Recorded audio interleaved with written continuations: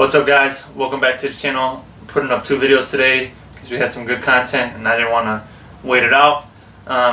So I just posted a video for the Loki trailer. Go ahead and check that out. And in this video I'm going to be breaking down the new Falcon and the Winter Soldier trailer that just dropped on Thursday. This is another this is our second trailer. Had a little bit more more content to break down than the first trailer. So let's get right into it.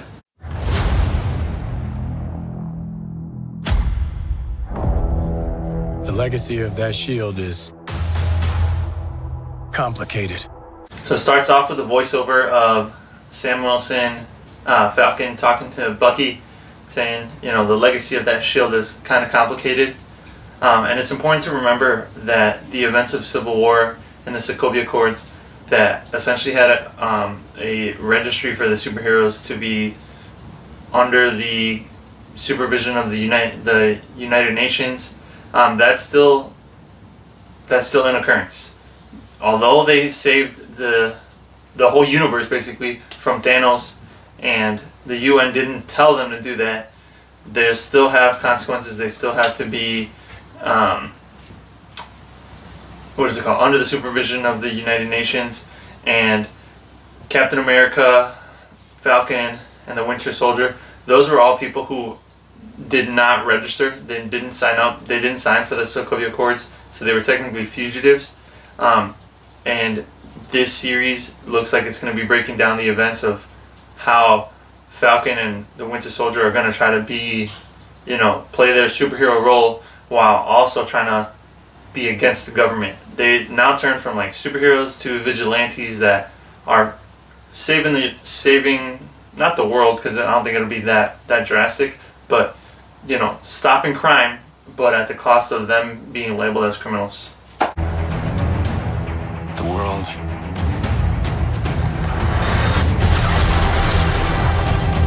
is upside down.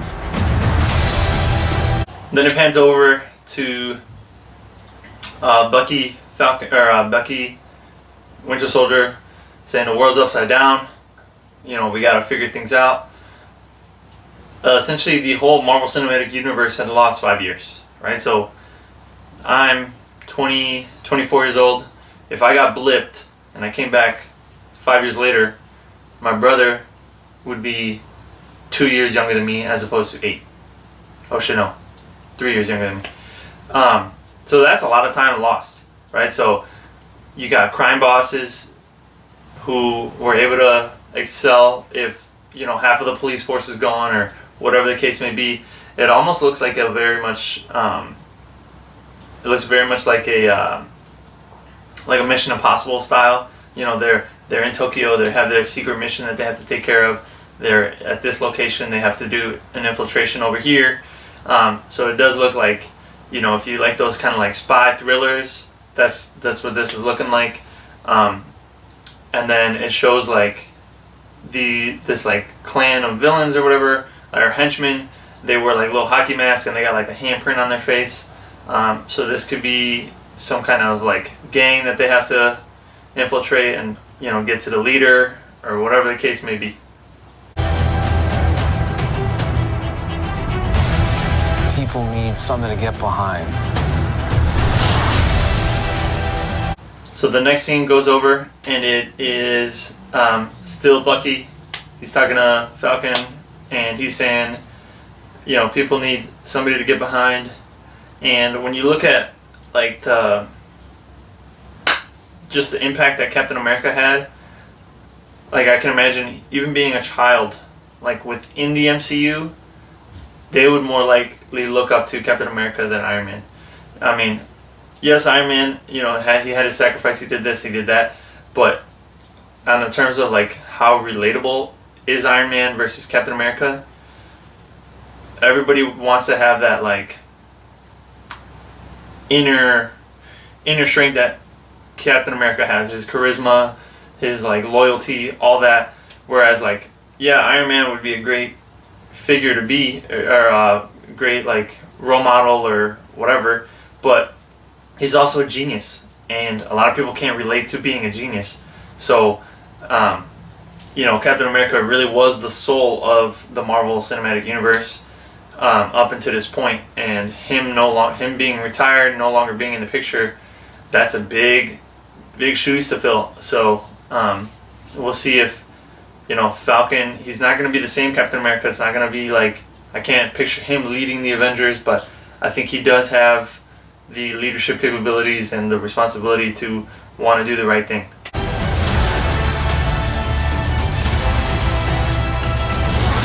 They need the symbol.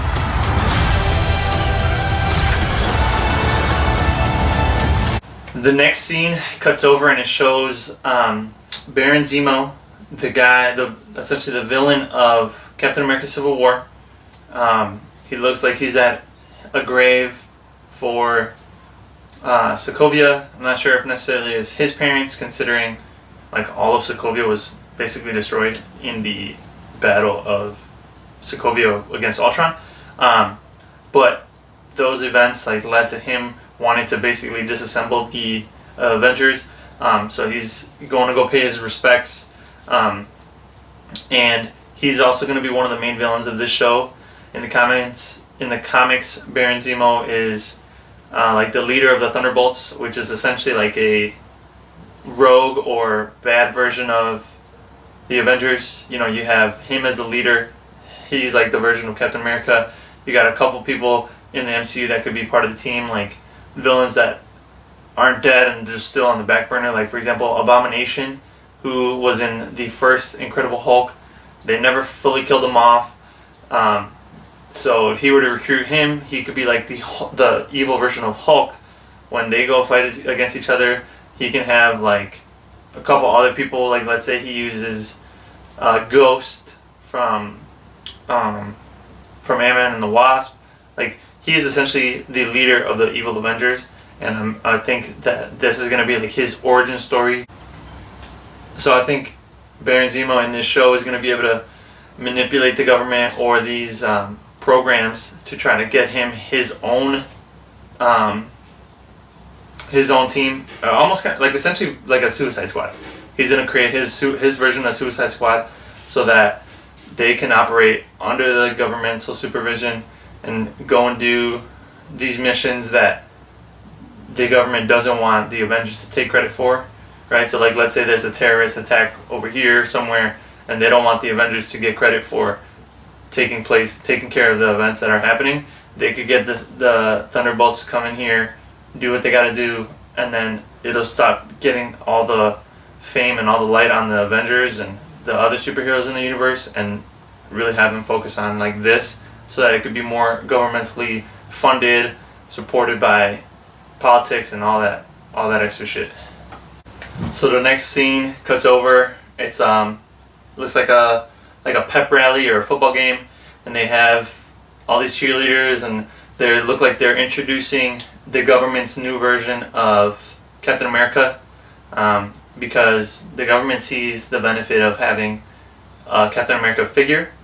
However, they want that figure to be under their control, right? Whereas like the actual Captain America didn't agree with the governmental policies, didn't agree with the stuff that was happening at S.H.I.E.L.D. in the events of the Winter Soldier. So they really want that figure of Captain America, but under their immediate supervision and immediate control, somebody that they can manipulate into doing the things that they want within the system. So it'll be interesting to see how he interacts with Falcon and the Winter Soldier, who are people who are actually trying to stand up for justice, whereas he's just trying to play the good guy. So what's our plan?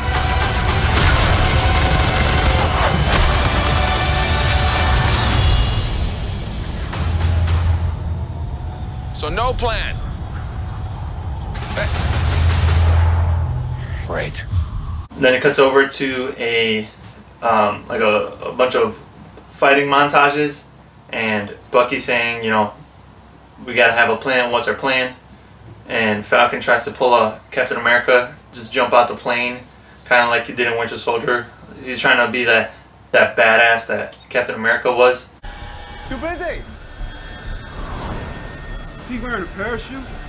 No. No, he wasn't. And honestly, it makes me feel bad because when you think of Winter Soldier, he is a badass, but I don't think he can live up to Captain America. Yeah, he's a super soldier, but he doesn't have that finesse that Captain America had, you know? Like, I don't know, I can't see him jumping out of an airplane like that, going on a secret mission, hand-to-hand combating all these people. Like, I don't know.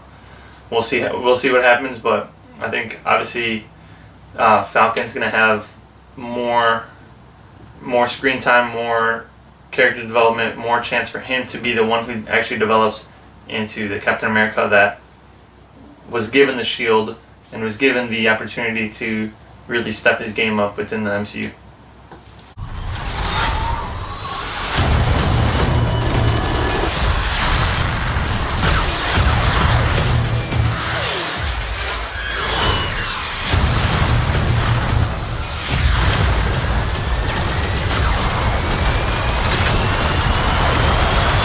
So then the final scene of the trailer shows Falcon jumping out of that plane.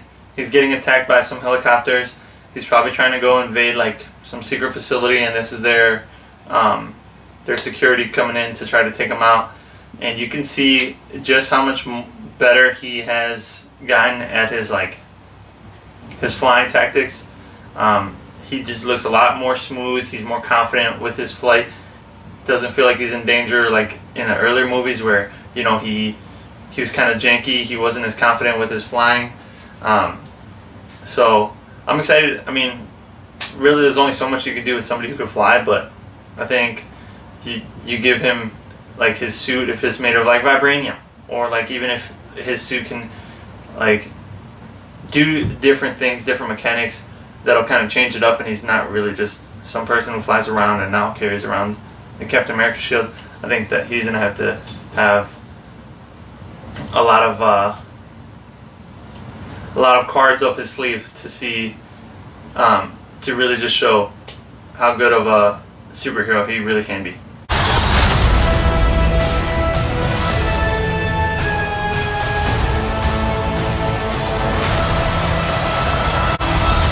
What's going on in that cyborg brain of yours? You don't want to know.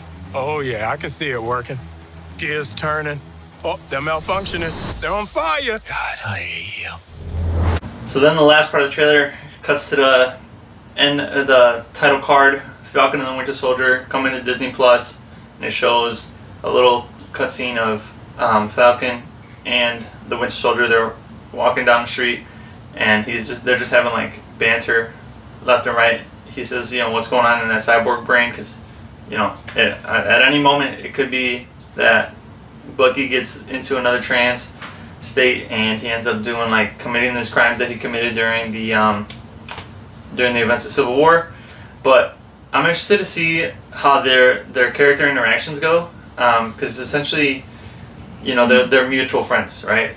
Falcon was friends with Captain America, Bucky was friends with Captain America, but neither of them were really there for each other. Even in the Battle of Civil War, when they were fighting at the airport and Spider-Man is beating both their asses, you can tell that they don't really appreciate each other. So I think it'll be interesting to see their character development together and see how they play off of each other in ways that we weren't able to see in the movies due to them having like the Captain America figure to really stand up for them.